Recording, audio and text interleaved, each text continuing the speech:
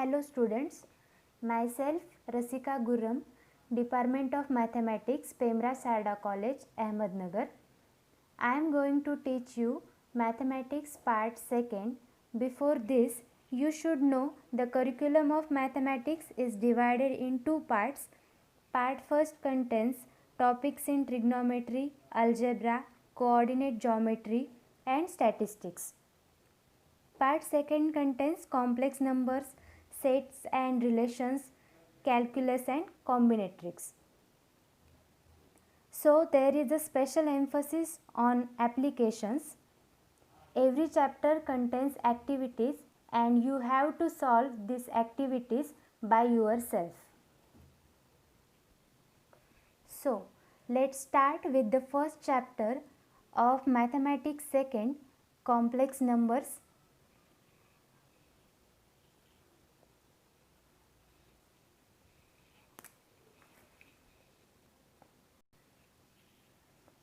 You know very well about the numbers. The numbers contains real numbers, integers, rational numbers, irrational numbers, etc. So in this chapter we will see about the complex numbers. For this, consider the equation, that is x square plus 1 is equal to 0. From this we have x square is equal to minus 1. So this contains x is equal to square root of minus 1. So this x is equal to square root of minus 1 does not belongs to real number. Therefore, the Greek mathematician Euler represent the symbol I, or it called iota, having the value square root of minus 1, and this iota square is nothing but minus 1. So this number is called imaginary number.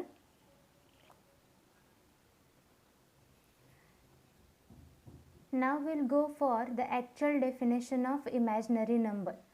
A number of the form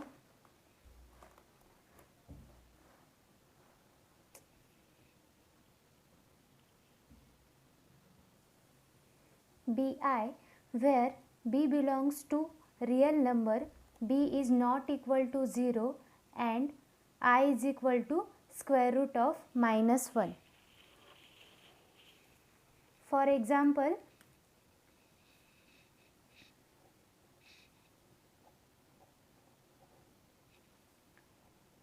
I,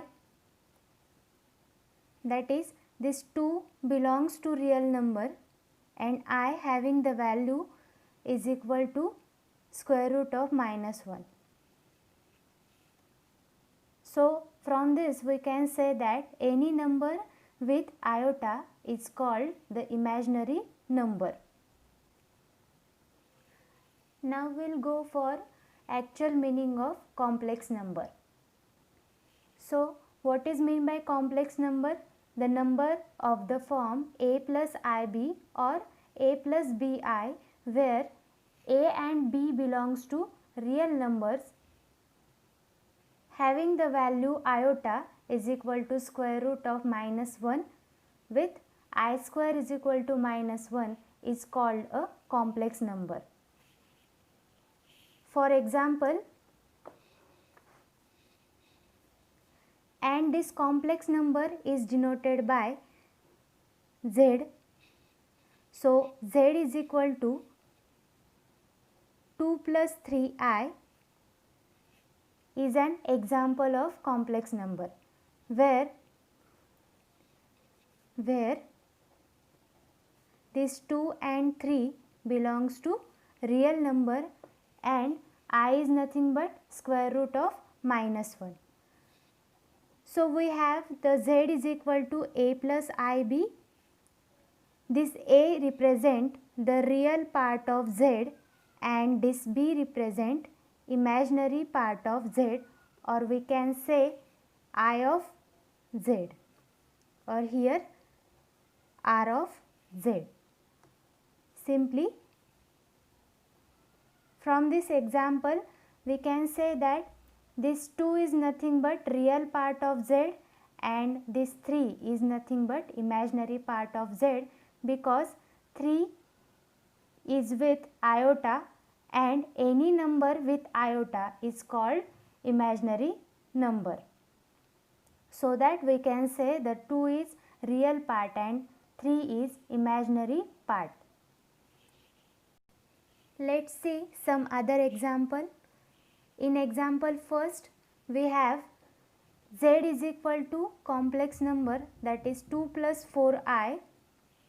So from this we can say that the real part of this z is equal to 2 and imaginary part of z is nothing but 4. Here again z is equal to 5i. Here the real part is absent, so that the real part of this equation is nothing but 0 and imaginary part of z is equal to 5. Again z is equal to 3 minus 4i. So here real part of z is equal to 3 and imaginary part of z is equal to minus 4. And one more example, that is if z is equal to 7 plus root 3. So in this example the imaginary part is absent, so that we can write this example as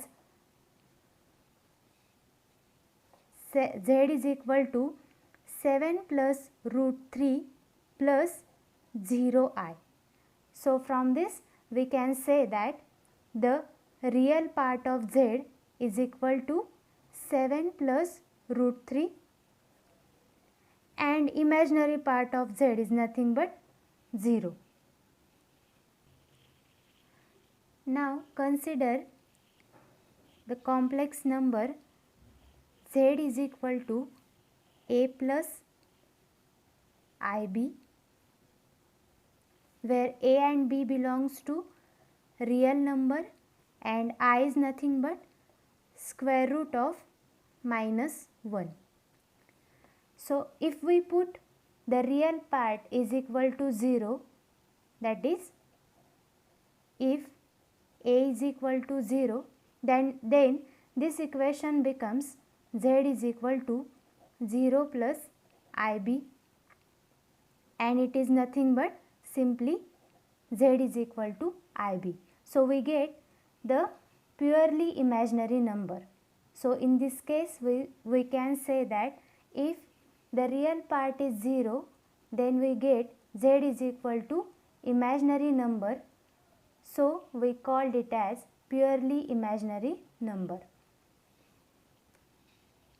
In the next case, if z is equal to ib is any complex number, again we have a and b belongs to real numbers, I is equal to square root of minus 1.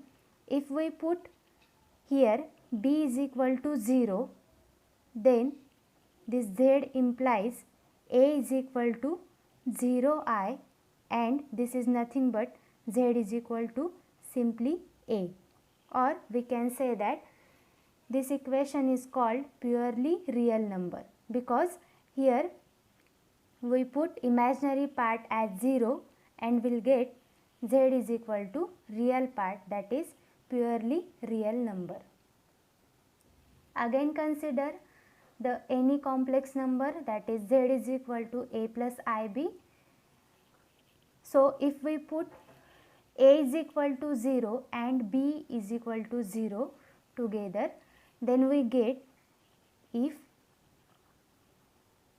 a and b is equal to 0, that is we can say the real part is 0 and imaginary part is 0, then we get the equation that is 0 plus 0i, which is equal to 0.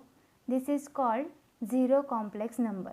So here we put the real part as well as imaginary part as 0. So we'll get the 0 complex number. Here also note that the real part and imaginary part cannot be combined to form single term. That is, for example, if we have z is equal to 3 plus 2i, so this 3 plus 2i cannot be equal to 5i. Addition of this real part and imaginary part is not equal to 5i. Now we'll go for algebra of complex numbers.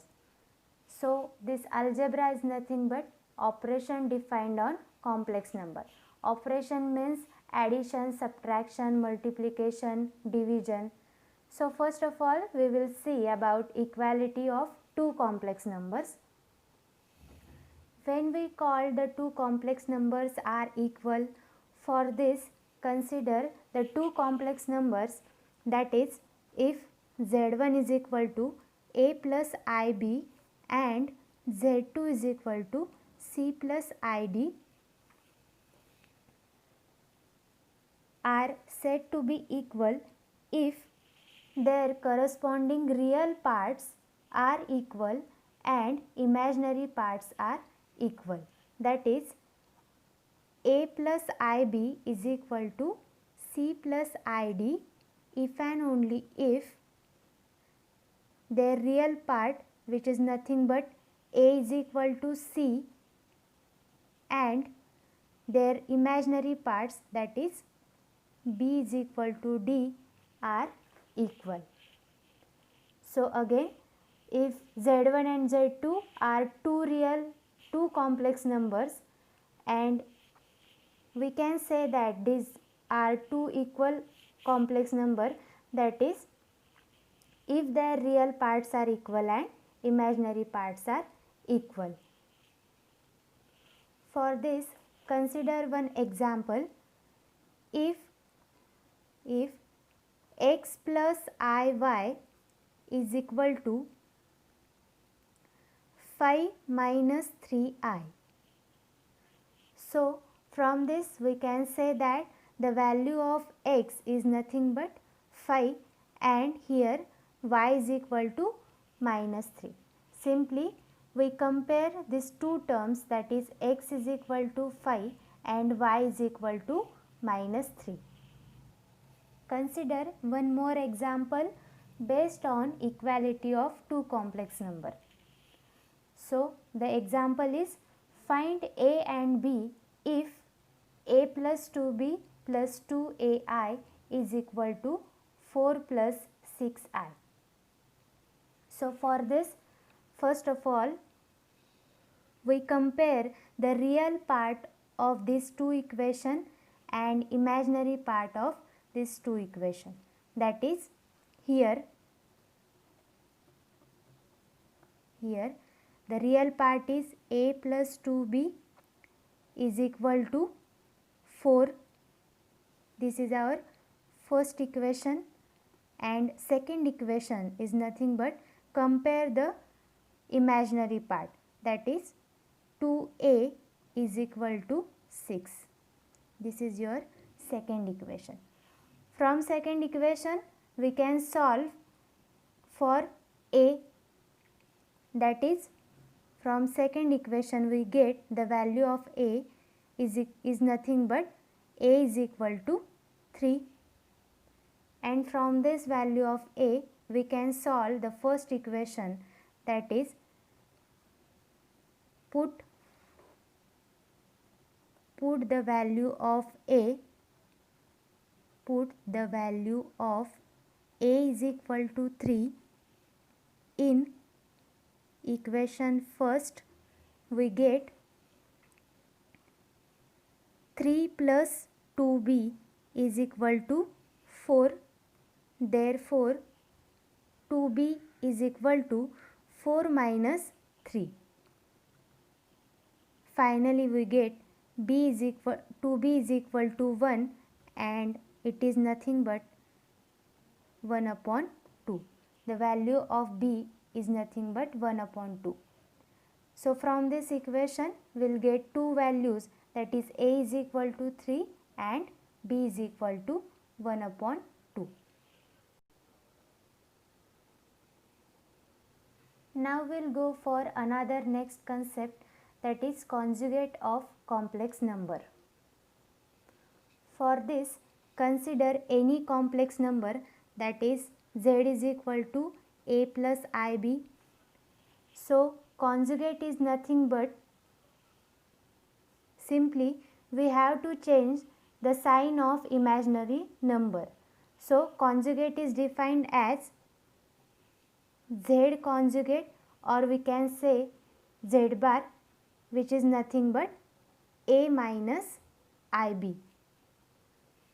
Simply we can say that the conjugate of a complex number z is equal to a plus ib is defined as a minus ib and is denoted by z bar or z conjugate.